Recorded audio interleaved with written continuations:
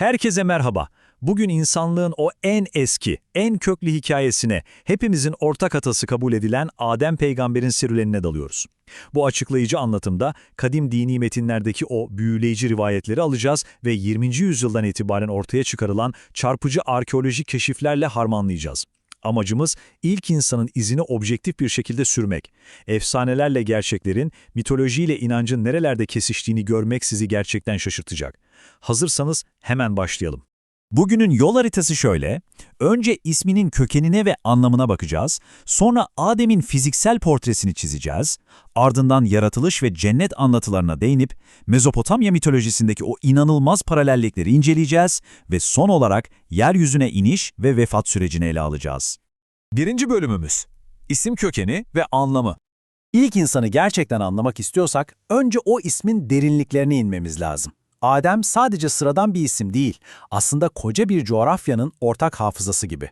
Düşünün, Akatça'da kırmızı veya kan anlamına geliyor, İbranice'de Adamah yani toprak kökünden türemiş, Sümerlerse babam anlamında kullanmışlar. Yani bu kelime bizzat kendi içinde ilk insanı kırmızı toprağa, kana ve babalığa aynı anda bağlıyor. İnanılmaz bir kavramsal zenginlik değil mi? Tabii bu anlam zenginliği çok eski felsefi tartışmaları da beraberinde getirmiş. Biz geleneksel olarak Adem'i tek bir kişi, benzersiz yaratılmış ilk birey olarak biliriz. Ama işin ilginç yanı şu ki İbn Meymun gibi bazı eski düşünürler farklı bir pencere açıyor. Diyorlar ki bu toprak kökünden gelen kelime aslında tek bir kişiyi değil, genel bir insan türünü, bir topluluğu simgeliyor olabilir. Yani hikaye baştan beri belki de tek bir insanın değil, komple insanlığın metaforik uyanışıdır. Gelelim ikinci bölüme, Adem'in fiziksel portresi. Peki neye benziyordu? Tarihçi, Taberi ve eski İslami kaynaklar bize aslında oldukça detaylı bir resim çiziyor. İnanılmaz çarpıcı bir figür düşünün. Gür ve kıvırcık saçlı, kırmızı benizli, sakalsız, iri gözlü ve kalın baldırlı. Hatta kaynaklar onun güzelliğinin o kadar benzersiz olduğunu söyler ki ondan sonra yaratılanlar arasında yalnızca Yusuf peygamberin onun güzelliğine yaklaşabildiği rivayet edilir. Ama asıl aklınızı başınızdan alacak detay boyuyla ilgili. Sıkı durun. Söylencelere göre Adem'in boyu tam 60 ziraydı. Bu ne demek biliyor musunuz? Yaklaşık 30 metre demek. Bildiğiniz 10 katlı bir apartman yüksekliği. Cennetten yeryüzüne indiğinde başının göklere değdiği, meleklerin sesini duyduğu bile anlatılır. Peki bu devasa boyut efsanesi gerçek dünyayla, tarihle nasıl uyuşuyor? İşte burada arkeoloji devreye giriyor ve işin rengi değişiyor. Lütfi Kaleli kaynağında çok çarpıcı bir örnek veriyor. British Museum'a gidip 5000 yıllık mumyalara baktığınızda boylarının ve vücut ölçülerinin bizlerden zerre kadar farklı olmadığını görüyorsunuz. Yani bu zıtlık bize şunu fısıldıyor olabilir: metinlerdeki bu devasa ölçüler fiziksel bir gerçeklikten ziyade Adem'in manevi veya mitolojik büyüklüğünü anlatan semboller olmalı. Üçüncü bölümümüz yaratılış ve cennet anlatıları. Bu kısım gerçekten çok mistik ve çok detaylı bir süreci anlatır. Önce meleklerin yeryüzünün farklı katmanlarından farklı renklerde topraklar topladığı söylenir ki insanlığın renklerinin buradan geldiğine inanılır. Suyla yoğrulan bu balçık beden tam 40 gün veya bazı kaynaklara göre 40 yıl boyunca ruhsuz bir heykel gibi bekler. İblisin gelip bu boş bedenle alay ettiği anlatılır ve en sonunda ilahi ruh baştan başlayarak yavaş yavaş üflenir. Hikayenin kırılma noktası da tam burasıdır. Yaratılış tamamlanınca meleklerden bu yeni varlığa saygı göstermeleri istenir ama iblis reddeder. Kibir ve elementlere dayalı o meşhur isyanı başlar. Beni ateşten yarattın, onu ise balçıktan. Ben ondan üstünüm. Bu an muazzam bir kozmik çatışmayı başlatır ve hepimizin bildiği o cennetten kovulma sürecinin ilk kıvılcımı olur. Dördüncü bölüm arkeolojik ve mitolojik paralellikler. Bakalım kazılar bize ne söylüyor? İşin arkeoloji boyutu cidden büyüleyici. 20. yüzyılda Sümer tabletleri toprağın altından bir çıkıyor ki kutsal kitaplardaki cennet hikayesinin o kadar da yalnız olmadığını anlıyoruz. Sümerolog Samuel Noah Kramer, antik Sümer'in ilahi bahçesi olan Dilmun'la bizim bildiğimiz cennet arasındaki benzerlikleri ortaya koyuyor. Düşünün, her iki bahçeden de 4 nehir akıyor. Dilmun'da su tanrısı Enki yasak bir bitkiyi yiyip hastalanıyor, tıpkı Adem'in yasak meyveyi yemesi gibi. Dahası Sümer tanrıçaları sancısız doğum yaparken Havva'nın itaatsizliği sonucu acıyla doğum yapma cezası alması adeta aynı temanın farklı yansımaları gibi. Sadece Sümer mi? Bir de Babil'in o meşhur Adapa efsanesi var. Adapa'da tıpkı Adem gibi yaratılmış ilk ölümlü insan.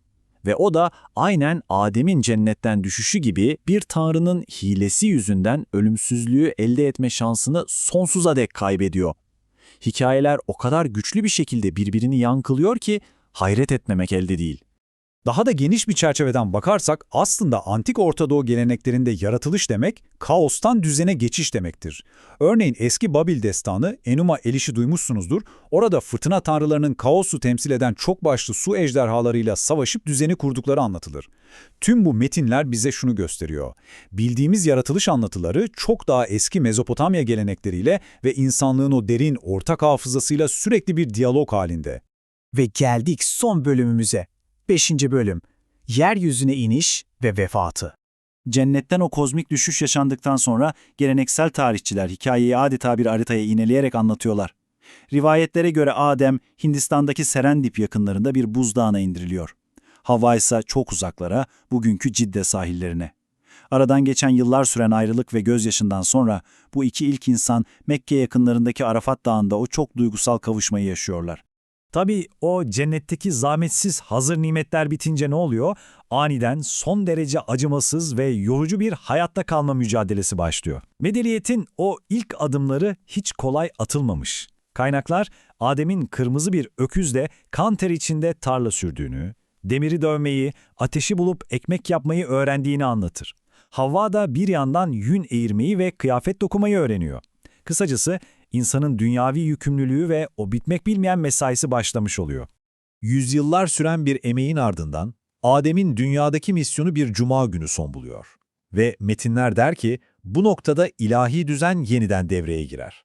Melekler bizzat yeryüzüne inerek onu su ve sedir ağacıyla yıkar, gökten getirdikleri 3 katlı kefene sararlar. Oğlu Şit'in kıldırdığı cenaze namazıyla birlikte aslında bugün bile devam eden tüm insanlığın ölü gömme ritüelleri ve defin kuralları belirlenmiş olur. Ama bilin bakalım ne oluyor? Nereye gömüldüğü konusu bile tam bir sır.